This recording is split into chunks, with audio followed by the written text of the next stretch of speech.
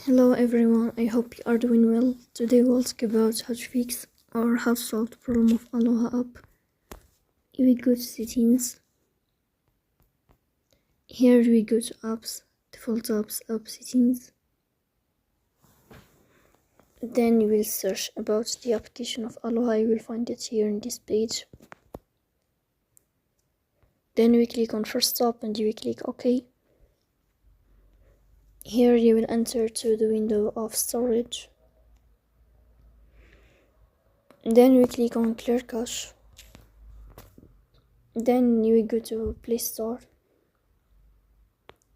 You will search about the application of Aloha app and you will enter.